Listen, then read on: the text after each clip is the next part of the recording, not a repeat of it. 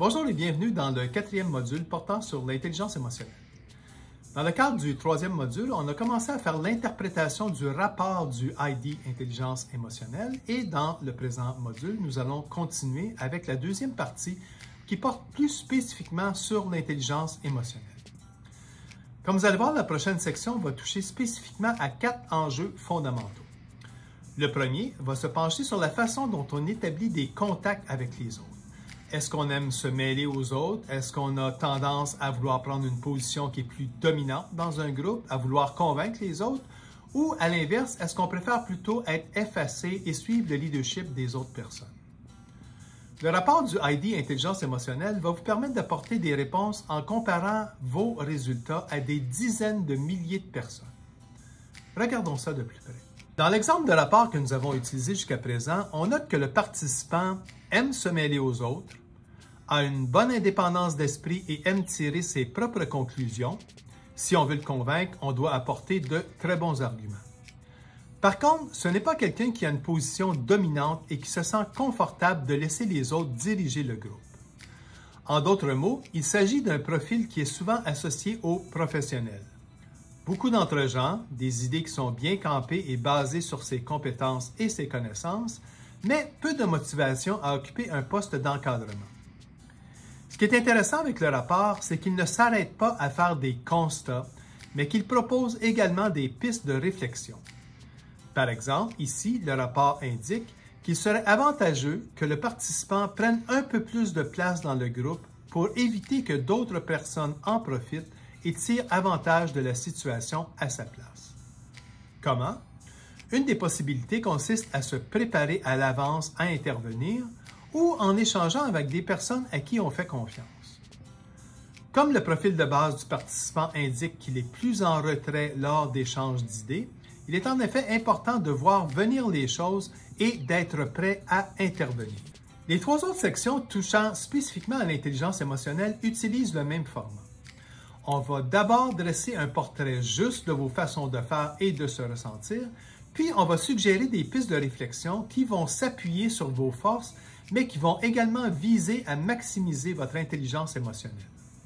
Deuxième aspect de l'intelligence émotionnelle qui est touché dans le rapport fait référence à la sensibilité aux autres.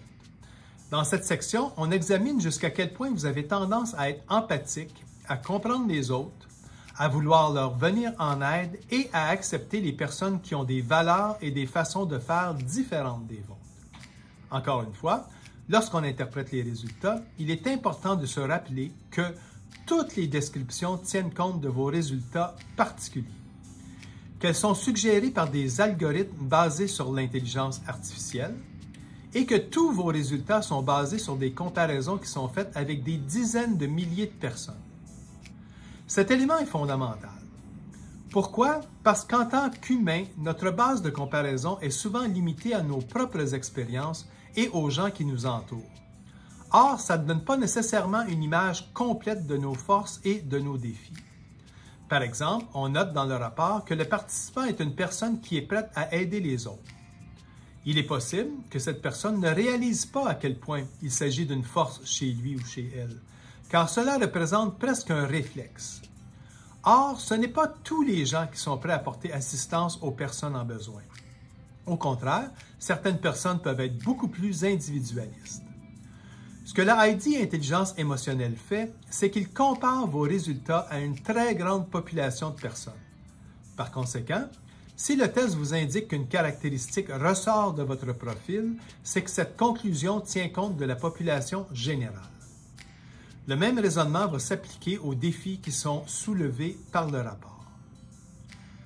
Tout comme dans le premier volet, le rapport présente des pistes de réflexion.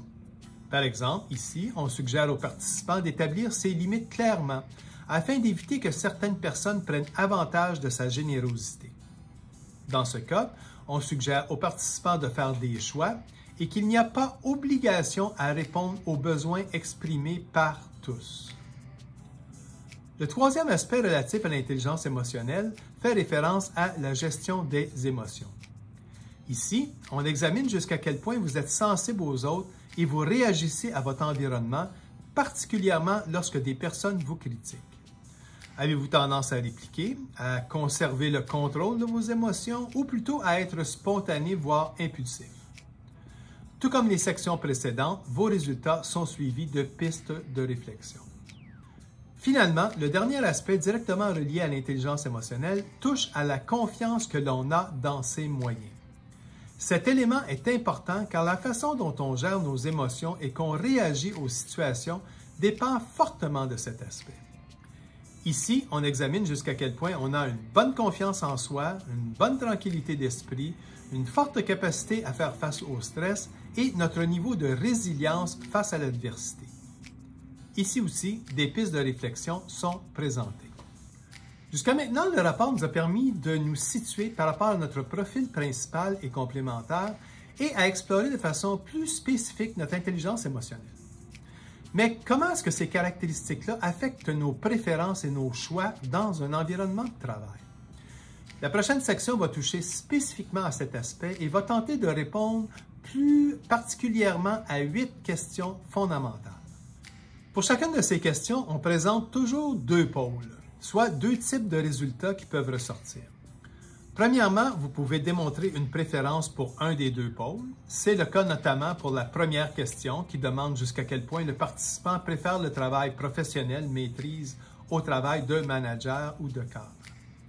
Dans ce cas particulier, on note que le pôle travail-maîtrise professionnelle est en vert alors que le pôle relatif au management est en gris. Cela indique donc que, compte tenu de son profil, le participant se sentira plus à l'aise d'occuper un poste de niveau maîtrise ou professionnel. Est-ce que ça signifie que le participant ne pourrait pas occuper un poste d'encadrement? Pas du tout. Le test n'évalue pas les habiletés de la personne. D'autres tests permettent de tirer ce type de conclusion. Ici, on indique simplement que le participant se sentira plus à l'aise de fonctionner à titre de contributeur individuel. La deuxième situation survient lorsque vous avez une préférence égale pour les 2 pôles. Dans ce cas, les 2 cases sont surlignées en bleu. Dans notre exemple, on peut voir que le participant privilégie autant les règles claires que les règles floues. Lorsque c'est le cas, c'est que la personne démontre un bon équilibre entre les 2 options et qu'elle se sentira tout aussi à l'aise de travailler dans un environnement comme dans l'autre. Par la suite, le rapport vous permet de vous positionner en fonction de différents types d'environnements de travail. Par exemple, nous allons vous indiquer si vous préférez les situations qui comportent peu ou beaucoup de stress. Par exemple, certaines personnes se sentent en effet stimulées lorsque l'environnement présente beaucoup de défis. Est-ce que vous préférez les environnements où vous devez prendre des décisions importantes qui pourraient avoir des impacts financiers pour vous ou votre organisation? On examine également votre préférence par rapport aux environnements où on doit fonctionner à partir de règles claires ou de règles plus floues, où il y a plus de marge de manœuvre. On vous indique si vous préférez travailler dans des environnements où il y a peu ou beaucoup de changements. Si vous préférez œuvrer dans un milieu qui est fondé sur l'entraide ou l'indépendance. Et finalement, si vous préférez qu'il y ait des méthodes et des procédures établies, ou si, au contraire, vous préférez qu'on laisse place à la spontanéité et la liberté d'agir. Encore une fois, ces informations n'indiquent pas si vous êtes capable ou incapable de travailler dans d'autres types d'environnements. Le ID Intelligence émotionnelle n'est pas un test d'habileté. Par contre, les informations peuvent être très utiles au moment de faire des choix. Reprenons notre exemple. Une organisation très impressionnée par les compétences professionnelles de notre participant lui offre d'occuper un emploi dans leur entreprise. Notre participant ne travaille pas pour cette organisation. Mais, après vérification, il constate que le poste qu'on lui offre possède certaines caractéristiques, notamment qu'il s'agit d'un poste d'encadrement, que l'environnement qui est très compétitif fait face à des changements constants et représente une source de stress importante, que le responsable de ce poste doit prendre des décisions majeures ayant des impacts financiers et qu'il s'agit d'une organisation où les personnes travaillent de façon indépendante et où on ne valorise pas l'entraide et le travail d'équipe. Si on regarde les résultats du participant, on constate que les caractéristiques du poste s'éloignent de ses préférences de façon significative. Est-ce qu'il pourrait tout de même occuper le poste et faire un bon travail? Possiblement. Comme le test n'évalue pas les habiletés, on n'est pas en mesure de statuer sur ce point. Par contre, ce qu'on peut dire, c'est qu'il y a de bonnes chances que notre participant ne se sente pas à l'aise ou même qu'il ne soit pas heureux dans ses nouvelles fonctions, car trop de facteurs ne répondent pas à son profil et à ses préférences. Au final, c'est chacun d'entre nous de prendre ses décisions. Par contre, les résultats au test peuvent être très utiles pour alimenter notre réflexion et prendre la meilleure décision. En terminant, le rapport donne deux autres informations intéressantes. Dans un premier temps, il indique jusqu'à quel point les caractéristiques de votre profil auront un impact sur la nature des relations que vous pourrez développer avec d'autres types de profils. Notons qu'ici, il est important d'être prudent.